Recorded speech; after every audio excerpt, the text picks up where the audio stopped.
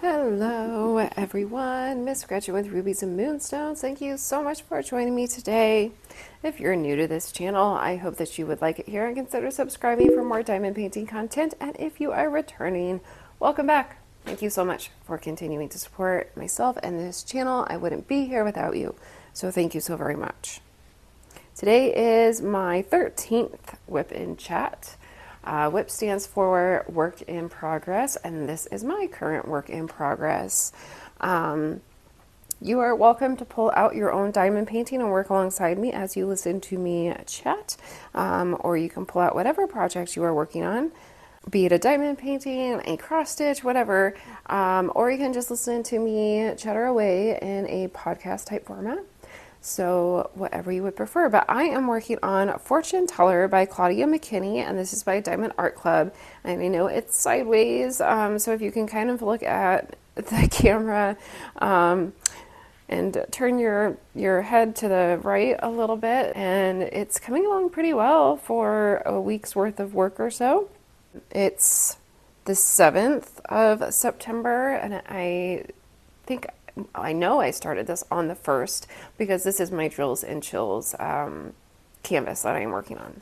So I am super excited about how well it is coming along and seeing this cat come together and all of the pretty lanterns in the top. Isn't it so pretty? And I'm adding a bunch of fairy dust wherever I happen to have fairy dust that matches, and I think it looks good. So you'll see that in my post review. Anyways, to the WIP Chat. If you have been following me for a while, you know I have a hard time working in small sections, so I'm actually doing this entire section right here. But this is one of the reasons why I love that perforated plastic, because I can fold this down, and I was just working in his fur here, and then I can pull it down all the way to work on the rest of this. And then I have 3 pieces that I can peel down and work on. So I am kind of working more from right to left, but then that way if I have colors over here that match colors over here, I can add them in. I will be working with my Firefly trays. I have my Switch Plus here that I will most likely be working with. It works really well when I have large color blocking lines. And then I will be using a variety of diamond painting pens. They tend to be Diamond Art Club pens or pens that kind of come as freebies in the storage container systems. But then I always have the Everlasting tips and the single placers along with glue dots. And then I have Diamond Art Club's multi-placers, and am using Miranda's Crafty Corner Pink Lemonade scented putty right now. I did get one fall scent in, but I'm waiting for my other fall scent ins to decide which scent I'm fully going to switch over to. Okay, so I know I've already chatted away for a bit, but let's go ahead and get zoomed into this area. And as I am talking and editing, I will probably kind of zoom you in a bit more on whichever area I'm actually working on, since this is a large area. But then that way, you know, we can get started on chatting and see where this video takes us. So let's do that. I do tend to have a difficult time kind of finding time to do WIP chats on every other weekend, basically, because every other weekend my stepdaughter comes, and her room is right next to my craft area. And I usually diamond paint in the early morning hours, and I don't want to wake her up. But this weekend is just a little odd because my husband has taken my stepdaughter and infant son to a birthday party, and then my daughter is still here because the birthday party is like from noon to 3 or 1 to 3 or something like that, and that's right when my daughter's nap time is. And I don't know, I suppose that I could take her and not let her nap, or just let her nap in the car, But I don't know how some parents do it where their kids don't nap. If my child does not have a nap, then oh, we are in for a rough day, and I just don't want that. I don't want that at the birthday party. I don't want that for the rest of the night and for our bedtime routine to get all out of whack. So I just thought it would be better to have her stay home and have a good nap. And then I said that we would go do something special together, just the two of us. And right now, she's really been wanting to go to my school. And I also told her that I would maybe let her practice riding a bicycle at the school. You know, like the place where we live, we don't have a really quiet street, and we don't have a large driveway or anything like that to really practice doing things like that, to practice riding a bicycle, or I mean, we don't have roller skates, but to practice roller skating. So really being able to go to the school is kind of a good option. I know we could go to a parking lot or something like that too, but I also can't find her knee pads. But she does have one of those like Strider bicycles.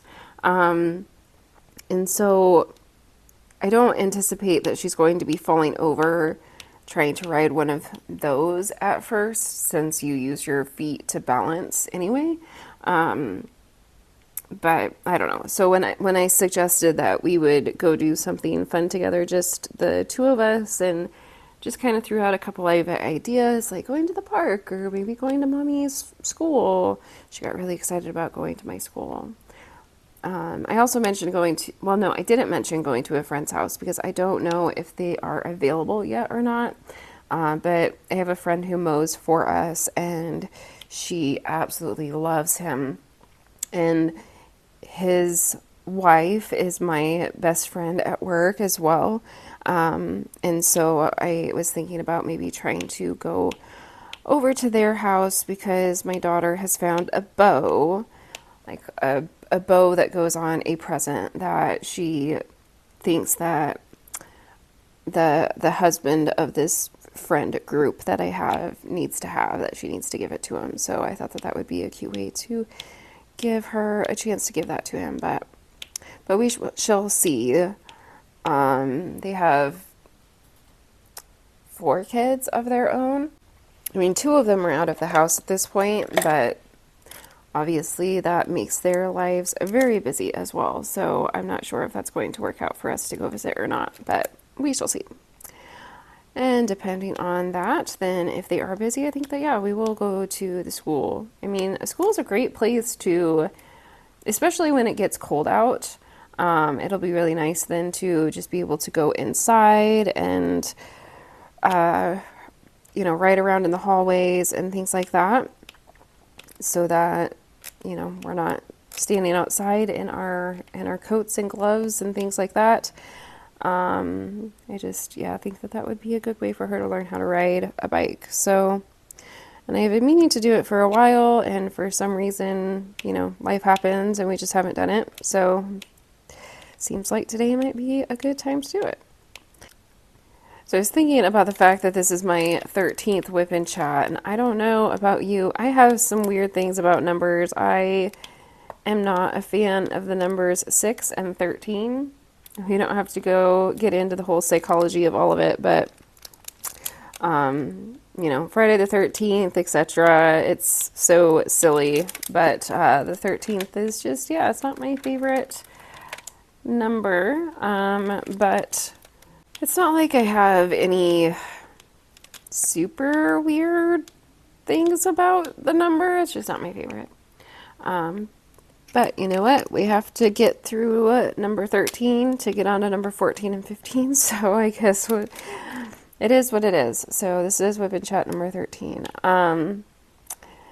And in my last video, I did talk about drills and chills, so I won't go into a lot of detail about that in this one, although I did just happen to watch all of those videos for week 1, and I am excited about those events. It's so fun.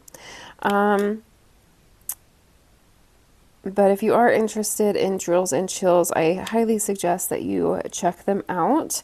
And so I will just mention those ladies again. It's Emeralds and Fairy Lights and Diamonds and Washi who put it on, and then there's a whole Facebook group and things like that, and it's anything Halloween or autumn themed that you can do. So being that this has a black cat in it and it's very magical, I figure that this canvas will work for the event. And then I have a few other Halloween ones that I'm going to be doing. It's funny because when I did my last big kitting up session, I kind of forgot about looking into events to see if there were any that I might want to do. And so I didn't even think about the fact that I was going to need to be getting ready to do a Drills and Chills canvas at the time. So after I did that entire kit up session, then I suddenly realized that Drills and Chills was coming up, and so I needed to kit up another couple of canvases. And this is obviously one of them.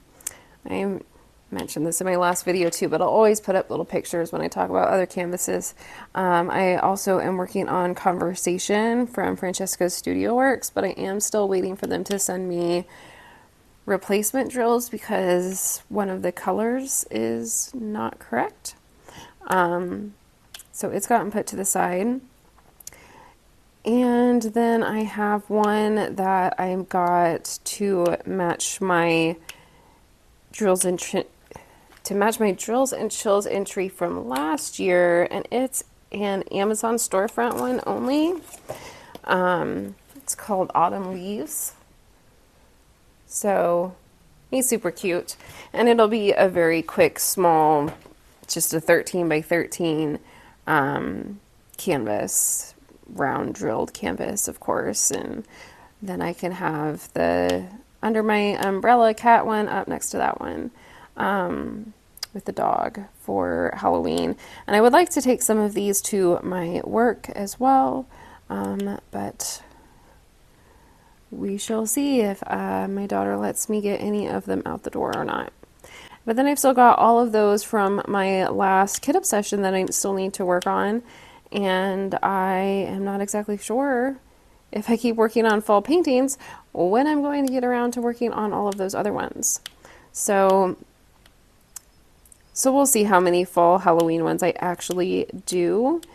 Especially now, it's September, it's still relatively hot out, it doesn't really feel like fall, it doesn't really feel like Halloween yet. So I want to start working on this canvas because I just fell in love with it when I first saw it being released. It was one that I really, really wanted. And it ended up being my first ever unboxing video that I did on my channel as well. But then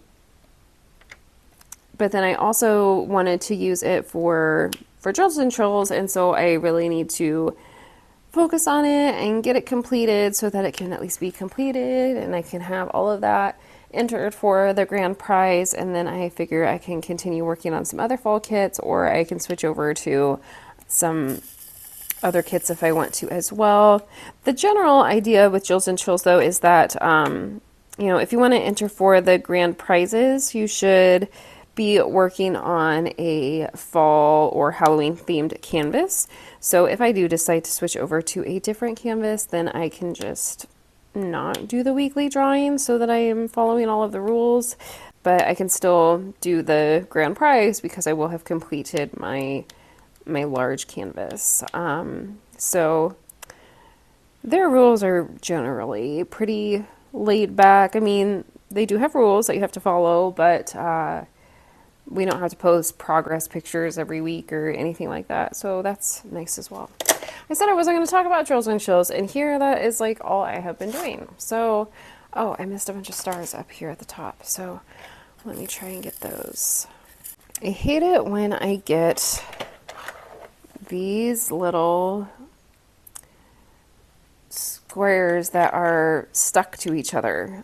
It drives me crazy. And I do have a grinder from Firefly, but at the same time, it just drives me nuts when that happens. And I don't know why it does. Sometimes, you know, I can break them up on my own, but other times they really just stick together. And these two seams are just stuck together. Oh, and then every time I start to grind, I find, oh, that one came apart. I find another one that is stuck together. So it just, those drive me nuts. But I don't want to trash them either. See, I just did it, and here's another one. Or maybe it's one of the original ones that I did and just didn't actually get it broken up. See. But if you don't have one of these when you, and you don't have to have a Firefly one, there's other companies that make them too. But when you find those squares or rounds that are stuck together like that, then you put them down in the grinder, you give it a good twist, and then it should break them apart and not damage them so that you can then use them on your canvas. So, seems a bit better. Anyway, okay, what else? So it's funny because last week, well, okay, and I've kind of been all over the place, but so yeah, so usually I try and film my WIP chats on the weekend in the early morning hours when everybody else is still asleep. But since my stepdaughter is here, I never want to wake her up. And so I found that that kind of makes it so that I haven't been doing my WIP chats. I know that I had kind of gone silent for a few weeks there, and that's not the only reason that I didn't film a couple of WIP chats. But I know that there was a weekend when she was here, and so I did not get anything recorded because the only time that I can record is in the morning when everybody is sleeping and I don't want to wake her up. And maybe I already did kind of say this, but yeah, since everybody else is gone and my daughter is sleeping, she's taking her nap, and I want her to have a really good nap before we go do whatever fun special thing that we're going to go do, then I thought that this would be a really good time to actually record a WIP chat, and then that way I can have my WIP chat recorded for the week, and I don't have to worry about waking up my daughter in the middle of the night either. So that's great. And I don't know why I'm weird like that. I do. I kind of got used to waking up in the middle of the night because I had a baby, and the baby would, you know, obviously wake up at all hours. But now it's like my body cannot sleep for that long. What color am I wanting to do? This one. So if I do sleep for, if it's, okay, if I sleep in, and for me, sleeping in is sleeping in until, you know, 5, 6, 7 o'clock, something like that, then I wake up in pain. I suffer from chronic migraines. And so obviously I don't want to be in pain, or I could potentially have a migraine for the day. And I have found that on those days where I have tried to get some extra sleep, especially as his sleep schedule has gotten better, that I tend to wake up in pain after sleeping that long. And it is frustrating, but it's just something that I have kind of gotten used to. So now I just automatically wake up. Well, I mean, I don't, sometimes I do just happen to wake up at the same time around, 4 a.m. or something like that. But usually I purposefully set my alarm so that I wake up really early in the morning, because if I don't do that, then I will be in pain. The other thing is that if I wake up early and I am struggling with pain and a potential migraine, then I have time to try and fix it before I have to go to work. So I can try to take this medicine or that medicine, or I can try and lay on this pillow or that pillow. It's a whole big convoluted mess of different things that I can try to do to try and fix my migraines, and then hopefully I can have it resolved enough that I don't have to miss work in the morning. It doesn't always work, but it works more often than not, and so that's another reason why I kind of stick with that schedule. And then I also am able to enjoy my diamond painting time during those really early morning hours when, you know, the husband is sleeping and the kids are sleeping, and I can just have all that time to myself, watching whatever it is that I want to watch and not having to worry about taking care of anybody and things like that. So that's usually how I do it. And so it's kind of weird to be filming a WIP Chat at 2 o'clock in the afternoon on a Saturday for me, but I really do want to get into a better habit of filming and posting WIP Chats on a regular basis, especially during the school year, because I don't want to go silent for several weeks at a time. I know you all have been very understanding about the fact that I did go silent and have welcomed me back with open arms. Thank you so much. But I really want to get into the habit of continuing to post on a regular basis. So I am just taking this opportunity to do so. Man, that was a really big long ramble to explain why I am recording at a different time of day, which probably doesn't even really make that big of a difference to any of you in the long run. But that's my story, and I am sticking to it, I guess. I don't think any of that's in that section. So I do want to finish everything in this cat. And this way too, then I should have plenty of time to edit and get it posted as well. So anyway, last week, because I'm trying to think of things to update you on, but last week I really kind of gave you a big update on all of the different projects that I have been working on, projects that I am working on. I have a huge to-do list, but that is just going to have to wait. So I am not going to discuss all of that in this video. But I also started talking about how I originally said in one of my, I think in my very, very first video, I wasn't sure what I was going to talk about for an hour every single week in WIP Chats, just trying to learn how to navigate these channels, or having a YouTube channel. And some people gave me some really good advice early on that, you know, you'll just get used to it, and it gets more comfortable over time, and they are so right. So anyways, in those first videos, in the very first video, I mentioned that maybe I would share some paranormal stories or some historical stories, and so I did share one of my ghost stories that I had last week, and to be perfectly honest, that was a pretty mild ghost story in comparison to some of the other ones that I have.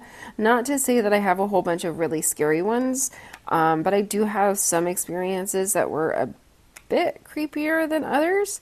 And that one was more of a historical story with a little bit of a ghostly element to it, and yes, was quite mild. So if hearing stories like that is not your forte, then maybe you want to tune out to this video. It's not that I don't want people listening to my videos, because I do. I just kind of want to give you a little bit of a warning before I get into some of my heavier ghost stories. So So I thought I would just share at least one other ghost story with you in this video, and then I can just kind of keep sharing different ones as we go along.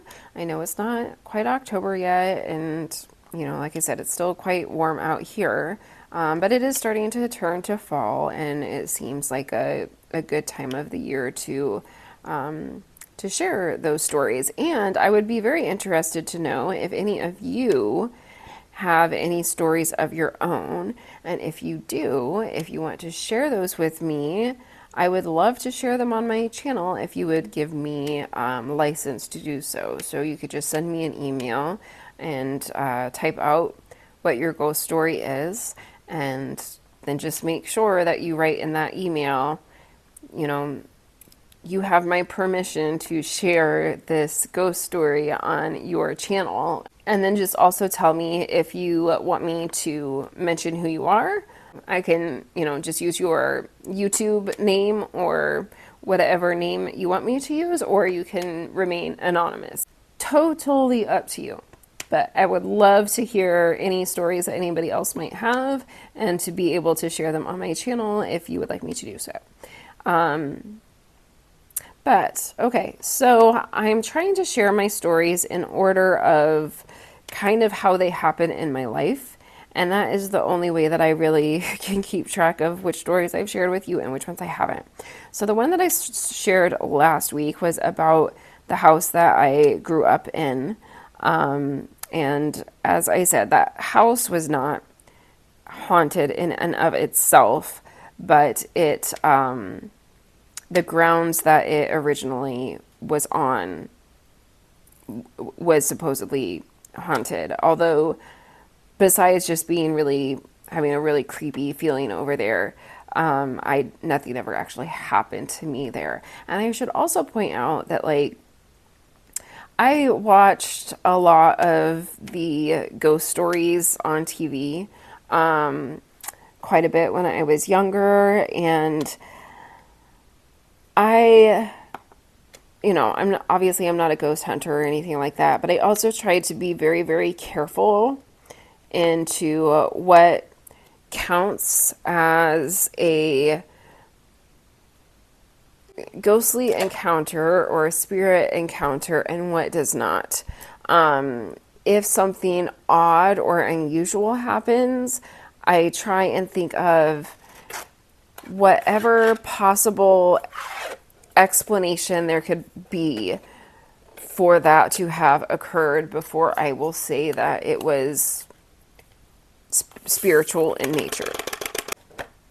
Because, to be completely honest, I think that there are many, many times where people may think that something spooky is happening, but really it is just natural, something electronic just happens to happen at the same time.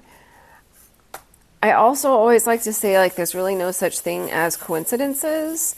Everything happens for a reason, but at the same time, sometimes there literally are just coincidences. Sometimes, the air will just happen to flick on when you finish a sentence, and the furnace makes a really big noise or something. I don't know. Stuff like that just happens. A light bulb may just happen to go out at the time that you finish sharing a story, and things like that. And so if in my life, whenever I have thought that something might be going on, if there is anything at all that I can possibly use to rationally explain what might have made that odd thing happen, that would not be ghostly activity or spiritual in nature, then I really try and use that. So it's a long roundabout way of me trying to say that I do not just try to say that anything counts as spiritual activity. I really try to debunk as much stuff as possible before I will say, okay, that was weird, and weird to the point that it was likely spiritual in nature. And speaking of that fact, I know that I said that I was going to go in order of when events occurred in my life, but this very morning, I happened to be down here diamond painting, and so when I'm down here diamond painting, I usually am watching something on my phone, and I have one earbud in because I need to be able to hear the kids on the monitor, right? So I usually have just one earbud in as I'm listening to something, and that was what I was doing in this instance. And I started hearing like a children's toy making noise. So where I diamond paint is in the basement, and there is this is where we have the vast majority of the toys. There's a whole toy area. You know, you ask your kids to pick up toys, or you pick up the toys because they're too little to, and within 10 minutes, it's like all the toys are back out again. I swear, it's a never-ending task. But so anyways, a lot of the toys are down here, but we also have a good amount that are upstairs because, you know, they need things to play with when they're upstairs too. And we also have like a toy chest upstairs, which makes it nice. So if we are having company, we can kind of just throw all of the toys into that little chest. And the bulldog was sleeping up there in her bed.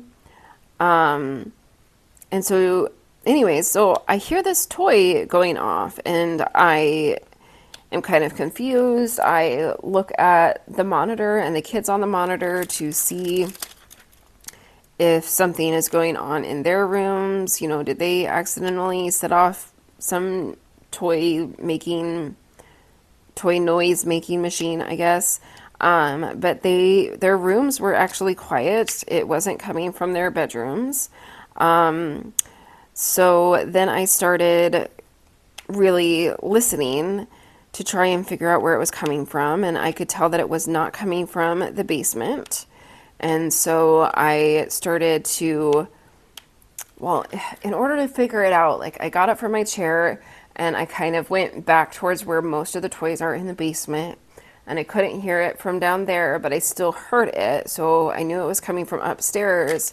So then I went upstairs to go find it, and of course by the time that I get to the top of the stairs, it is no longer making any noise.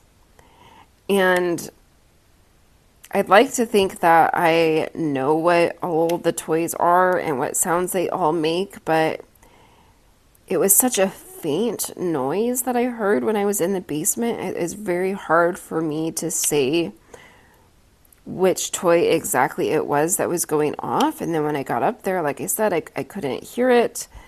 So I wasn't able to immediately figure out which toy it was or what maybe made it go off. And as I also said, the bulldog was sleeping. So it's not like she would have accidentally stepped on one to make it go off. I really can't think of any reason why a toy would have gone off. I know that there was a doll on the couch that I think that it could have been. She makes a whole bunch of different noises, and then she finally says something like, you know, do you still want to play? As you stop pushing the button before she turns off and says goodbye or something like that. I don't know. It was weird. I'm not necessarily saying that it was something, but it was weird. And really, we haven't had anything happen here since we moved in. I have heard a few random weird noises that just don't really make sense, or kind of like, door handle rattles and things like that. But really, it hasn't really been very much of anything going on since we moved here, especially in comparison to the last house that we were in. Thank goodness. And I tried to make whatever was there stay. And I know I haven't shared that story with you yet, but so anything that has happened here, I have tried to think that it is just family members, but at the same time, I went ahead and told, if something was here, I told it that it wasn't welcome and it needed to leave. So that was not the story that I obviously had planned to share with you today, because it just happened. And again, I am not prepared to say that that was something for sure, because I don't know, it just, I don't have enough evidence to support the fact that it was or that it wasn't. So I'm just chalking it up to it was something weird. And we'll just go with that.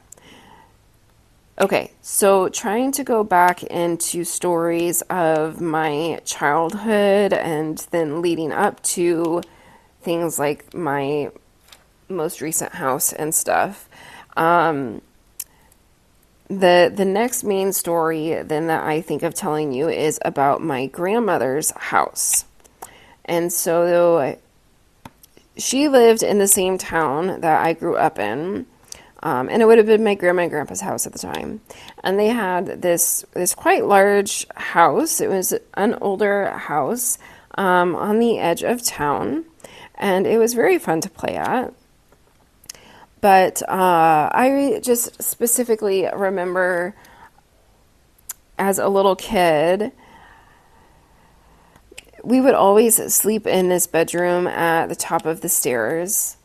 So I have 3 sisters, and so we would all sleep in the same bed at the top of the stairs. And Grandma would come and tuck us in at night, and since I was the youngest, I was always stuck sleeping in the middle, which is not it's not my favorite spot, but when you're the youngest child, you just kind of get what you get. Anyway, so we would all sleep in that bed, and then it was at the very, very top of the stairs. And as we would be sleeping there, we would hear someone walking up the stairs. Definitely sounds like footsteps coming up the stairs, pretty heavy footsteps, and always just thought that it was Grandpa coming to kiss us goodnight. Although, in all reality, I don't know if I ever remember Grandpa ever actually coming up to kiss us goodnight. I feel like it was always Grandma that put us to bed, and then we just saw Grandpa kind of during the day. But So we would hear these footsteps coming up the stairs and automatically think that it was Grandpa, but then nobody would ever show up at the top of the stairs. And the door was always left open, so if somebody did come up the stairs, we would have been able to see it, or see them. So the fact that we would hear these footsteps coming up the stairs and then nobody would show up was weird. Now, I was at such a young age that I didn't even really know about ghosts or spirits or anything like that at the time. I just remember kind of thinking, oh, that's weird, okay, I guess it's not Grandpa, and rolling over and going back to sleep. And of course I was with my sisters, and so I wasn't too particularly concerned about it. That's the main thing that I remember about that house. I guess the other thing that I remember kind of happening to me was just that I would be playing with my sisters, and they would always go pick a room to play in. One person would go pick one room and say that was their room, and one would go pick another room and say that was their room. So my oldest sister, she would always go pick my grandpa's room to play in, It was the east bedroom. It was a really big room. It was the nicest room, and it was the room that my grandpa slept in. My grandma always slept on the couch, which she called the Davenport. And then my second sister, she always chose the second best bedroom, which was the room that we slept in, which we also referred to as the pink room. And it's because it had, pink carpet and pink wallpaper and everything like that in it. And it was also like the second largest room, and so that was the one that she would choose. I feel like this happened a lot in my childhood just because I'm the third child and the youngest child. They would decide what they wanted to do or play, and then they would go stake their claim on toys or characters or rooms in this instance, and then if I wanted to play with them, I would get whatever happened to be left over.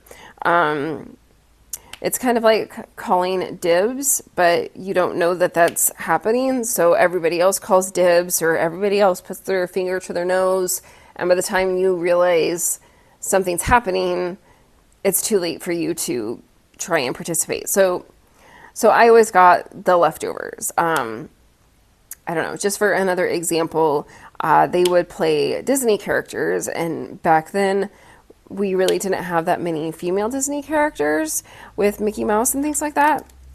So my oldest sister, she was always Minnie Mouse. And then my second oldest sister, so the middle child, she would be Daisy Duck. And so then that left me, and it's like, okay, well, what character am I going to be? And you got to think about this back in the 90s. There was no other main female character. There's Donald, Mickey, and Goofy are the three main male characters, but that's it. And then for girls, it was Minnie and Daisy. So they would always tell me that I could be Donald, or I could be Goofy's girlfriend, which was the cow, and she was in like one episode back then.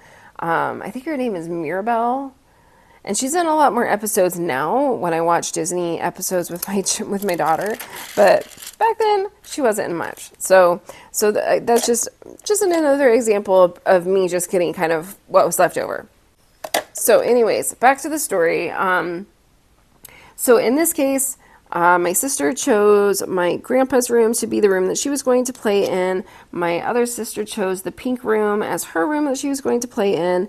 And so that left me to either choose this really, really, really, really tiny little room that was called the butterfly room because it had butterfly wallpaper. And it had just kind of this very, very small, not even really a twin-sized bed in it. And it was always just filled with stuff, so there wasn't very much room to even play.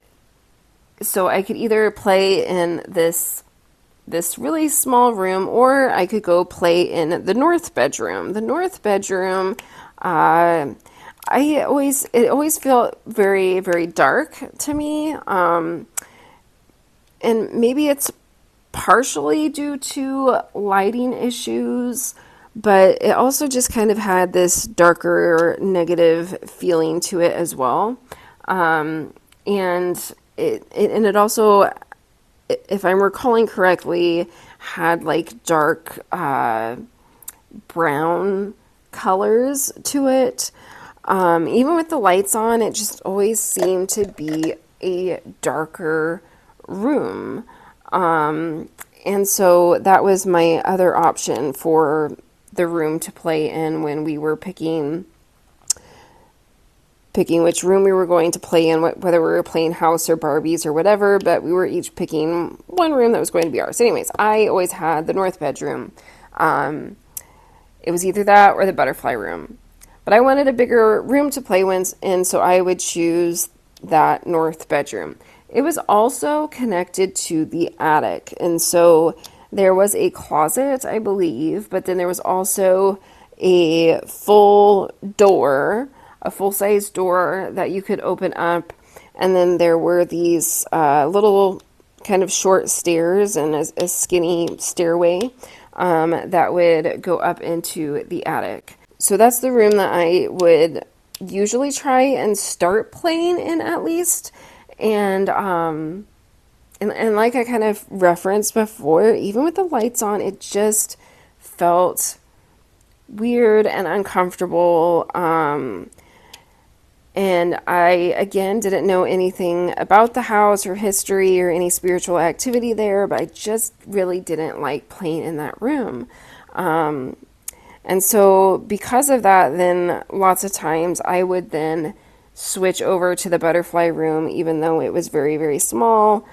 Or sometimes I just would stop playing whatever it was and go do something else, because I would try and maybe get in on my sister's territory and go play in the rooms that they were playing in, but, usually, you know how kids are. I'm not complaining about how my sisters were to me or anything, but, well, this is the room that I'm playing in, and this is my room. Go play in your own room type of a thing. So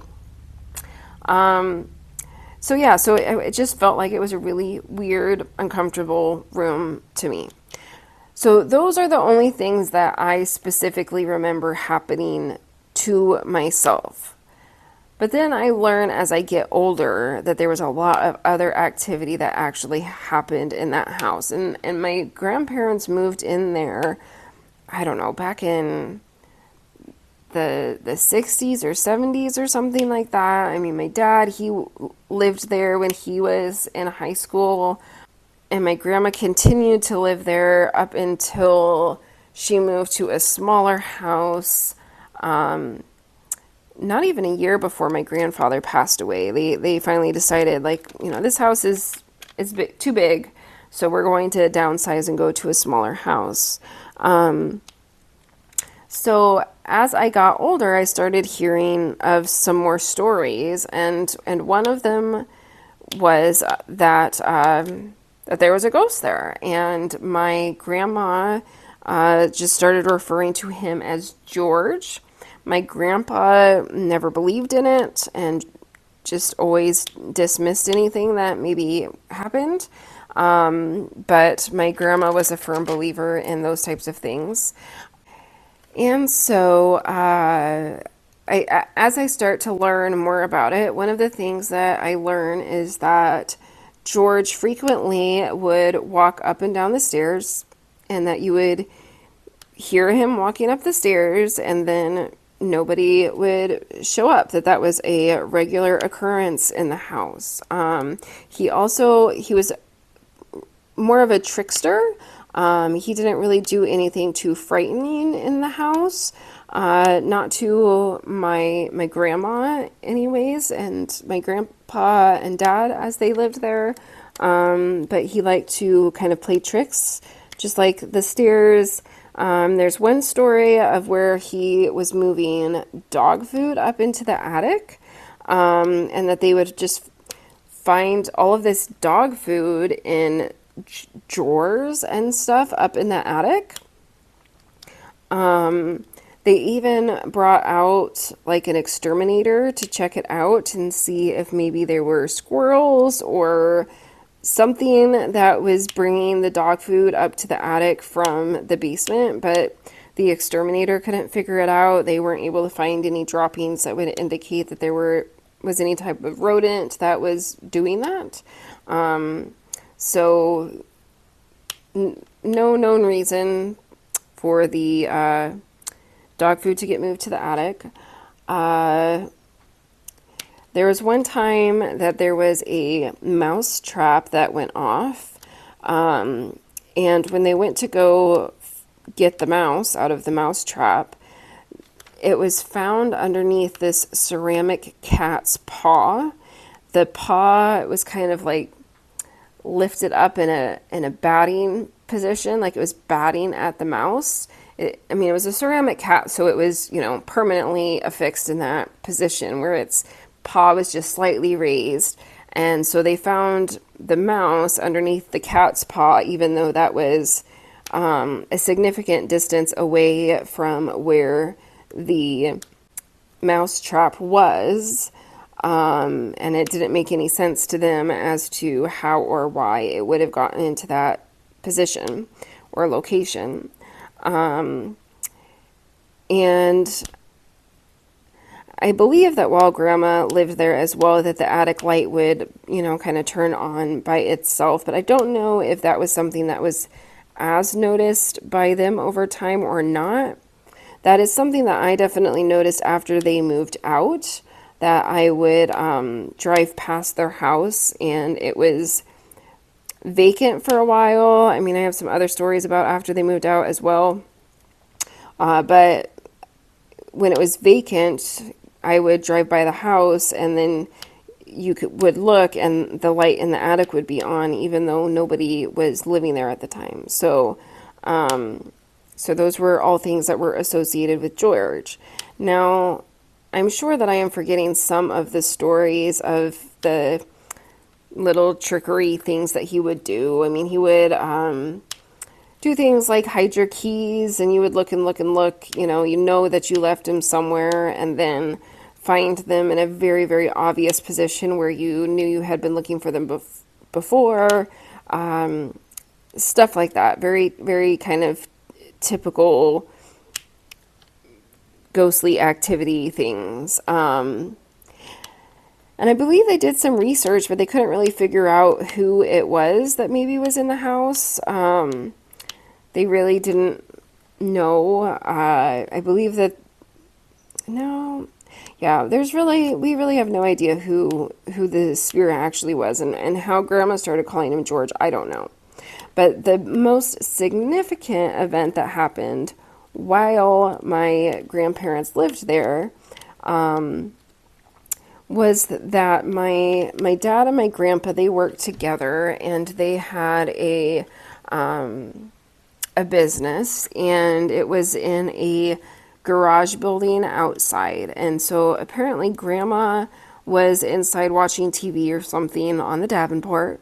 And as she was sitting there watching TV, she suddenly started to get very, very cold, ice cold.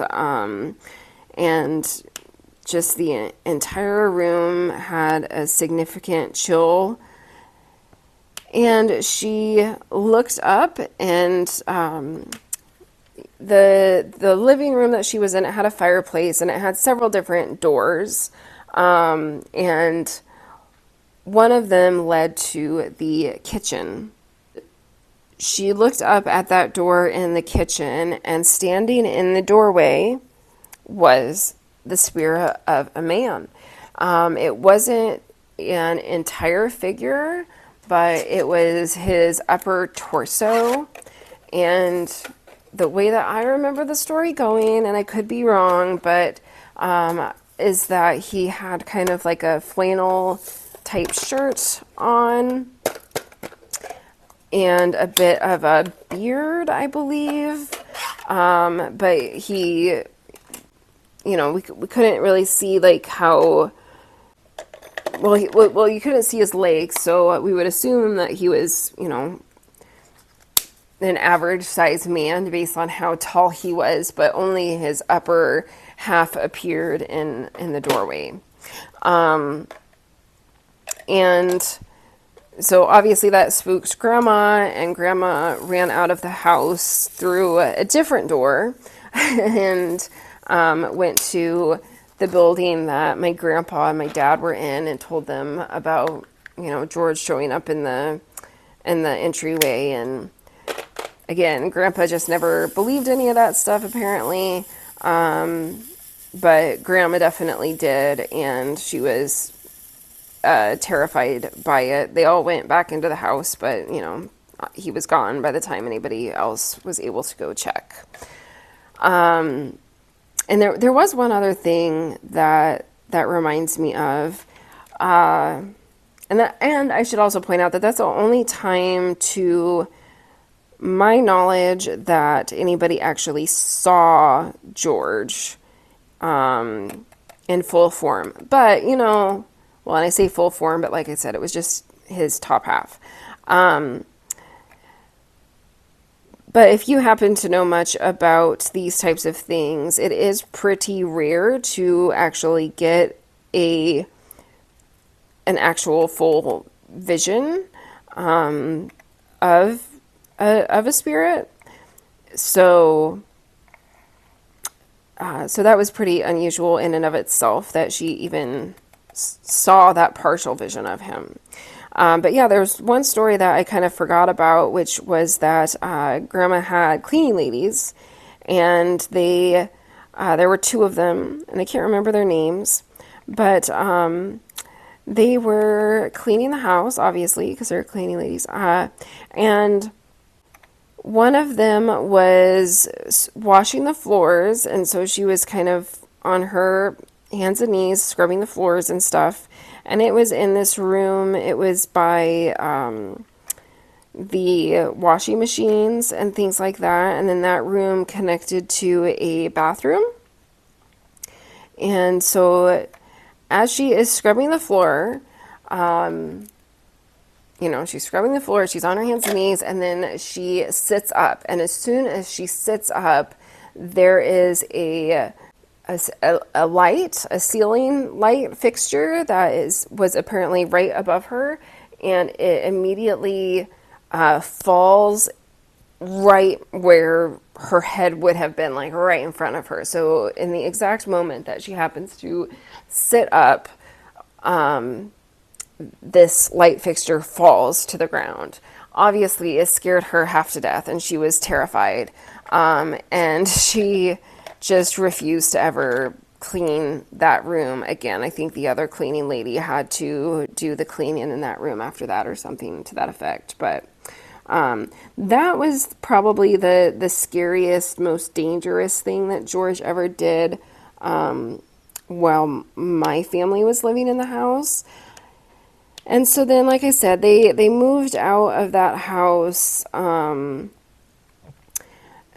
just before my grandfather passed. I think they both kind of knew that his health was starting to fail, and that it was time to get a smaller, more manageable house. And so they moved to a smaller house right downtown, right off of the main road. We lived in a pretty small town, but yeah, and he didn't appear to move with them, or anything like that. And then there's some interesting stories that kind of go along with that as well, which after we sold the house, or they sold the house, I had nothing to do with it. You live in a small town, people know who you are, find out who you are. And so the new owners would end up talking to my dad and asking him, if anything weird ever happened in that house. And my dad, he's pretty smart guy, and he would be very vague in his answers and try and find out what they had to say first before he would provide any responses. So the first people that bought the house, they did not seem to treat the house very well.